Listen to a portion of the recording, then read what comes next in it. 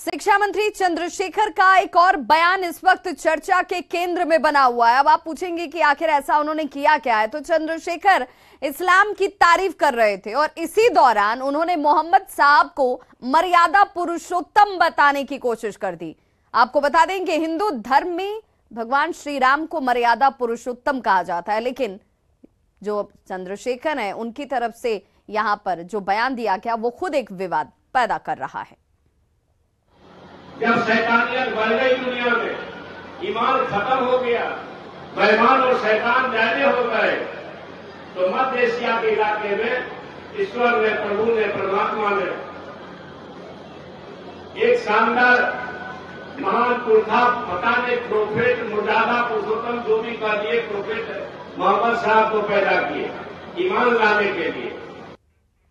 इधर शिक्षा मंत्री चंद्रशेखर के बयान पर बीजेपी ने हमला किया है। बीजेपी ने कहा कि चंद्रशेखर की दिमागी हालत अब बिगड़ चुकी है। आरजेडी न हिंदू की है न मुसलमान की, वो जो वोट बैंक है उसकी राजनीति इस वक्त कर रही है। तो कांग्रेस का कहना है कि चंद्रशेखर ने कुछ भी गलत नहीं कहा, मोहम्मद साहब ने मर्यादा के उच्च मानकों का पालन किया है। शिक्षा मंत्री श्री चंद्रशेखर दिमागी दोष के शिकार हो गए हैं। पूरा राजद न हिंदू का है न मुसलमान का है, ये परिवार का है और लालू परिवार के गुलाम है पूरा राजद। और ये जो है ये हिंदुओं को कभी कुछ कहता है, कभी मुसलमानों को, कभी रामायण के बारे में बोलता है, कभी मोहम्मद साहब के बारे में बोलता है। यह बहुत बड़ा दुर्भाग्य है। ये दोनों ये धर्मों को लड़ा करके, जातियों को लड़ा करके वोट की राजनीति करती है। देखिए, मर्यादा के उच्च मानकों का पालन जो करे वही मर्यादा पुरुषोत्तम। भगवान श्री राम को इसीलिए मर्यादा पुरुषोत्तम कहा जाता है क्योंकि उन्होंने मर्यादा के उच्च मानकों का पालन किया। तो इसी तरह अरब मुल्क में पैगंबर साहब को लेकर धारणा है, जो इस्लाम मानने वाले लोग हैं उनकी धारणा है कि भाई पैगंबर साहब ने भी मर्यादा के उच्च मानकों का पालन किया, तो अगर उनको मर्यादा पुरुषोत्तम कह दिया गया तो इसमें कुछ गलत नहीं है। देखिए, सम्मान सबका करना चाहिए। पहुंचे जेडीयू के समाज कल्याण विभाग मंत्री मदन सहनी ने दिल्ली में आयोजित G20 समिट कार्यक्रम को समय की बर्बादी बता दिया। साथ ही नरेंद्र मोदी को सबसे असफल प्रधानमंत्री कहा। मदन सहनी ने कहा कि 9 साल के कार्यकाल में प्रधानमंत्री नरेंद्र मोदी सिर्फ देश और विदेश घूमने का ही काम करते हैं। देखिए, अभी तक तो माननीय प्रधानमंत्री जी सिर्फ देश और विदेश घूमते रहे। फायदा के नाम पर तो हम लोग जीरो समझते हैं। उनका जो अगर हम लोग आकलन करें 9 साल का, तो हमको नहीं लगता है कि वो अब तक जितने भी देश में प्रधानमंत्री हुए हैं उससे सबसे ज़्यादा विफल प्रधानमंत्री का अगर सूची तैयार होगा तो ये सबसे निचले पैदान पर रहेंगे। इसलिए हम लोग को लगता है कि G20 का सम्मेलन हो या ये विदेश जाते हो, ये अपना समय तो बर्बाद करते ही हैं, देश का भी समय बर्बाद कर रहे हैं। बीजेपी ने मदन सहनी के बयान पर हमला किया तो महागठबंधन के नेताओं ने बीजेपी पर पलटवार किया है। की राजनीति से बचना चाहिए। इस संबंध में जो राजनीति की जा रही है, जो यह राजनीति रूप से भारतीय जनता पार्टी इसका इस्तेमाल कर रही है, किसी भी दृष्टिकोण से उचित नहीं है। प्रधानमंत्री जी हो या भाजपा के लोग, सरकार की विफलताओं को छिपाने के लिए नए नए हथकंडे आजमाते रहते हैं।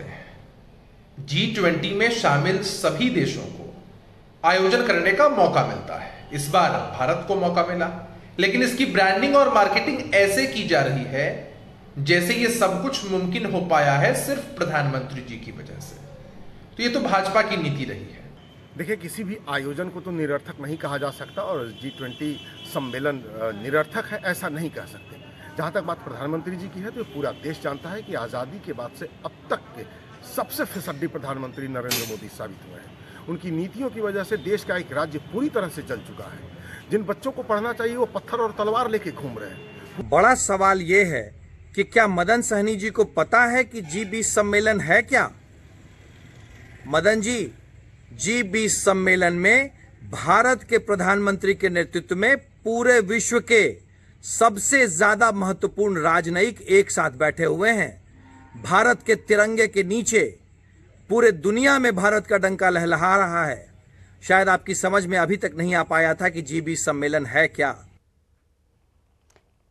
सीएम नीतीश कुमार G20 के भोज में शामिल होने के लिए दिल्ली पहुंच चुके हैं। उनके साथ जल संसाधन मंत्री संजय झा भी मौजूद हैं। भारत मंडपम में G20 के भोज का आयोजन किया गया है, जिसमें सभी राज्यों के सीएम को आमंत्रित किया गया है। भोज के दौरान उनकी मुलाकात प्रधानमंत्री नरेंद्र मोदी से भी होगी।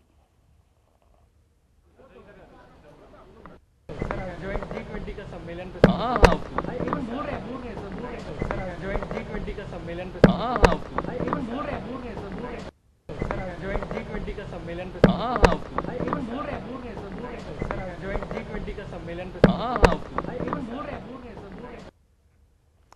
तो जेडीयू के प्रदेश अध्यक्ष उमेश कुशवाहा ने कहा कि राष्ट्रपति के भोज में सीएम नीतीश कुमार के शामिल होने पर कोई सियासत नहीं होनी चाहिए। सीएम नीतीश कुमार राष्ट्रपति के आमंत्रण पर दिल्ली गए हैं।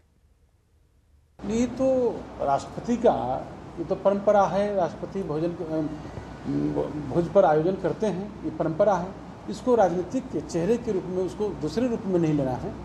ये तो परंपरा है, परंपरा में लोग शिरकत करते ही हैं। सभी देश के हर स्टेट के मुख्यमंत्री को बुलाया जाता है, तो उसको राजनीतिक रूप में इसको लेना, माने हम समझते हैं कि ये इससे हट के माने रखा जाए इस चीज़ को।